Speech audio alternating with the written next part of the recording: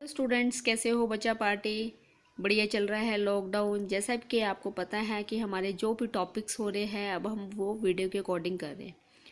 तो आज का हमारा इम्पोर्टेंट टॉपिक है average speeds, roots mean square velocity या मोस्ट प्रोबेबल स्पीड्स। इसके बारे में हमारे पास क्वेश्चंस आते हैं। तो ये टॉपिक्स हमारा रहता था, तो हमने कहा चलो आज के हम वीडियो के अकॉर्डिंग जो है अपने इस टॉपिक्स को कवर करते हैं। ठीक है बेटा। तो आज का टॉपिक है हमारे पास एवरेज स्पीड क्या होती है, व्हाट इज़ एवरेज स्पीड। तो देखिए बच्चे, बोर्ड पे प्रॉपर वे से पेपर पे पूरा A to Z मेंशन कर रखा है एवरेज स्पीड क्या होती है। सिंपल डेफिनेशंस करनी है हमने एवरेज स्पीड्स की। It is defined as the arithmetic mean of the speeds of the molecules of a gas at a given temperature। कहने का मतलब है किसी भी पर्टिकुलर गिवन टेम्परेचर में जो अर्थमेटिक मीन होता है, एवरेज का मतलब मीन ही होता है, उसको हम एवरेज स्पीड कहते हैं। And it is denoted by small v, और v के ऊपर बार डाला हुआ है। बार जो हमारे पास बच्चे, ये जो बार रिप्रेजेंट कर रहा है, बार रिप्रेजेंट कर रहा है मीन को, एवरेज को रिप्रेजेंट कर रहा है। टॉपिक ही हमारे पास जो है इकट्ठा अगर तीनों स्पीड्स के बारे में आता है तो देखो मैंने मेंशन कर रखा है, वेरी इंपॉर्टेंट, 5 मार्क्स का हमारे पास आ जाता है। तो 5 मार्क्स का ये टॉपिक्स हमारे पास आ सकता है। तो अब ये देखो बच्चे, अब हम इसके बारे में करते हैं कि एवरेज स्पीड्स क्या होती है। तो जैसे आपको दे रखा है, लेट हमने किया सबसे पहले इसको एक्सप्लेन करने के लिए। Let v1 v2 v3 and v so on up to vn तक मैंने ले लिया are the speeds of the n molecules then the average speeds। तो उसकी एवरेज क्या होएगी, v बार क्या होएगा, जितने भी हमारे पास जितनी भी स्पीड्स हैं सब स्पीड्स को ऐड करना है और divide by number of terms. For example अगर 5 स्पीड्स है तो 5 को ऐड करा, 5 को इंडिविजुअली ऐड किया, और नंबर ऑफ टर्न्स हमारे पास जो है, और नंबर ऑफ टर्न्स जो है हमारे पास n है। अगर 5 है 5 से डिवाइड कर दो, 3 है 3 से डिवाइड कर दो। कहने का मतलब इंडिविजुअली आपने ऐड करना है और उसका हमने उसका एवरेज निकालना है जो आपको गिवन दे रखा है। बट इस चैप्टर्स के अकॉर्डिंग टू मैक्सवेल एक साइंटिस्ट का नाम है, मैक्सवेल के अकॉर्डिंग उसने अलग से स्टडी करी। उसने कहा कि एवरेज स्पीड्स अलग तरीके की होती है। अब देखो, by using Maxwell speed distributions law. अब मैक्सवेल ने अपने रूल्स दिए। मैक्सवेल स्पीड डिस्ट्रीब्यूशंस लॉ के अकॉर्डिंग क्या हुआ, by using Maxwell speed distributions law it can be show that, उसने कहा कि जो एवरेज स्पीड्स होती है ना, उसका फॉर्मूला दे रखा है बच्चे आपको, v bar is equal to square root 8 kbt upon में pi m। 8 kbt, kb is a Boltzmann constant and t is a absolute temperature and pi constant and small m is a molecular mass, जो हमारे पास मास आ गया। उसके बाद आपको पता है kb की वैल्यू क्या होता है, kb इक्वल होता है r अपॉन में na। r is a real gas constant और na is a Avogadro number. Okay बेटा, r की जब मैंने वैल्यू को पुट किया है यहाँ पर, kb की जगह पे kb की वैल्यू पुट करी तो r अपॉन में na, और नीचे जब मास के साथ जब भी आप एवोगैड्रो नंबर को ऐड करोगे, स्मॉल m मास है हमारे पास किसी भी गैस मॉलिक्यूल्स का, और अगर मास के साथ आप कभी भी किसी के एवोगैड्रो नंबर को मल्टीप्लाई कर दोगे तो वो हमारे पास कैपिटल M बन जाता है। Capital M is a molecular mass. Clear है बेटा। तो ये मोलिकुलर मास जो हमारे पास आ रहा है ये, तो फाइनली जो मेरे पास average speeds according to Maxwell distributions law के अकॉर्डिंग जो आ रहे हैं, v bar is equal to 8RT upon में pi m Na is Avogadro number, और इसकी जगह पे आप कैपिटल M भी लिख सकते हो। हम इन फॉर्मूलों को आगे भी एक्सटेंड कर सकते हैं। अब वो आगे कैसे एक्सटेंड करते हैं, अब उसको आप एक बार ध्यान से देखो कि आगे हम इसको कैसे एक्सटेंड करेंगे। v bar is equal to 8RT pi, और स्मॉल m Na को जब मल्टीप्लाई किया तो वो कैपिटल M के इक्वल हो गया हमारे पास। तो फाइनली जो मेरे पास v बार का आंसर आया है एवरेज स्पीड्स का, वो हमारे पास आया है 8RT।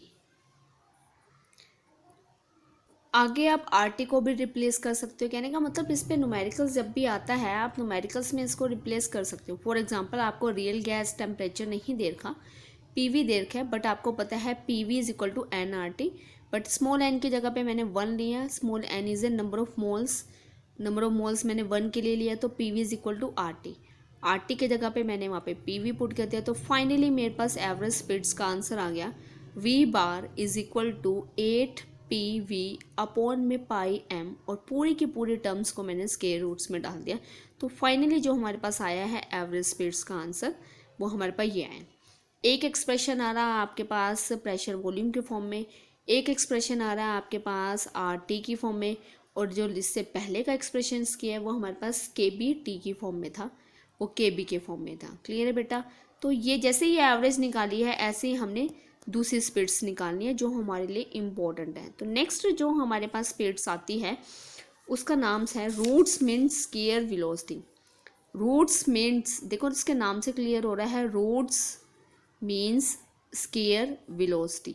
अब देखो जो रूट्स भी करना है उनका मीन भी करना है और स्क्वायर्स भी करना है, मतलब इंडिविजुअल वेलोसिटी का हमने क्या करना है, स्क्वायर भी करना है। तो उसको जो रिप्रेजेंट करते हैं उसको वी आर एम एस से रिप्रेजेंट करते हैं। V means velocity, R M S means root means square speeds. ठीक है बेटा? तो ये क्या होता है, it is defined as the square root of the mean, square root किया, ऑफ द मीन करना है, ऑफ द स्क्वायर्स भी करना है, of the squares of the individual molecules of a gas. For example जितने भी हमारे पास गैस मॉलिक्यूल्स हैं उन सब का हमने इंडिविजुअल हमने क्या करना है, उनका स्क्वायर भी करना है, उनको मीन भी करना है, और साथ में उनका स्क्वायर रूट भी करना है, जिस तभी हम इसका नाम पूरा बनेगा आरएमएस स्पीड। ध्यान से सुनिए, it is defined as the square root of the mean of the square of the individual molecules of a gas. अब इसको भी रिप्रेजेंट करने के लिए मैंने लेट किया, let V1 V2 V3 so on up to Vn तक लिया। अब उसकी स्पीड्स n मॉलिक्यूल्स तक ले लिया। अब जो मेरे पास आरएमएस स्पीड्स का फॉर्मूला आ रहा था, अब देखो फाइनली फोकस कर रहे हैं हम इसको फॉर्मूले पे। वी आरएमएस आ गया, स्क्वायर रूट डाला, इंडिविजुअल का हमने स्केयरिंग करी और हमने उसकी एडिंग कर दी, डिवाइड बाय n से डिवाइड कर दिया क्योंकि नंबर ऑफ मोल्स हमारे पास n है। आपके पास अगर 5 होंगे 5 से डिवाइड कर दो, 10 है 10 से डिवाइड कर दो। ओके बेटा? उसके बाद हमारे पास मैक्सवेल, अब मैक्सवेल ने भी इसके बारे में स्पीड्स के बारे में बताया है। अब अकॉर्डिंग टू मैक्सवेल ने क्या कहा, अब बिल्कुल सेम है, मैक्सवेल ने इसके स्पीड्स के बारे में अलग से रिलेशन दिया from the Maxwell speed distributions law. अब मैक्सवेल देखो तीनों को मैंने वैसे एक ही जगह पे लिख दिया, वी आर एम एस 3 के बी टी अपॉन में एम, फिर वही के बी की जगह पे आर बाय एन ए की वैल्यू लगाई, एन ए एवोगैड्रो नंबर है जिससे लास्ट वाले में किया था, एम और एन ए एवोगैड्रो मल्टीप्लाई होके हमारे पास कैपिटल एम बन जाता है जिसको हम मोलिकुलर मास कहते हैं, और आर टी की जगह पे मैंने यहाँ पे पी वी कर दिया। कहने का मतलब फर्स्ट वाली मैंने पूरी एक्सप्लेन करी थी, और एक्सप्लेन करने के बाद अब ये हमारे पास आ गई सेकेंड वाली R M S velocity. And very very important है आर एम एस वेलोसिटी हमारे लिए, क्योंकि अगर आप आर एम एस वेलोसिटी करोगे, वेरी वेरी इंपॉर्टेंट टॉपिक है हमारे पास, पेपर में 5 मार्क्स का हमारे पास ज़रूर आता है। अब फाइनली लास्ट हमारे पास जो वेलोसिटी आती है, मोस्ट प्रोबेबल स्पीड भी कह सकते हो, कई बुक्स में वेलोसिटी भी लिखा है मोस्ट प्रोबेबल स्पीड। अब आप ध्यान से समझिए उसको, थर्ड वाली स्पीड्स को। अब थर्ड आती है हमारे पास मोस्ट प्रोबेबल स्पीड, जिसको हम वी लिख के एम पी लिखते हैं, M is most probable speeds. अब मोस्ट प्रोबेबल स्पीड्स क्या होती हैं, it is defined as the speed proceeds by maximum number of molecules. अब ये हमारे पास आता है, it is defined as the speeds proceeds by maximum number of molecules, मतलब वो स्पीड्स जिसमें मैक्सिमम नंबर ऑफ मॉलिक्यूल्स आते हैं उसको हम most probable in A gas sample at A given temperature, in A gas sample at A given temperature is called most probable speed. ठीक है बेटा? बट इसका एक कोई सिंपल फॉर्मूला नहीं है, जैसे अभी एवरेज स्पीड्स का निकाला और आपने आरएमएस स्पीड्स का निकाला, बट इसका कोई सिंपल नहीं है।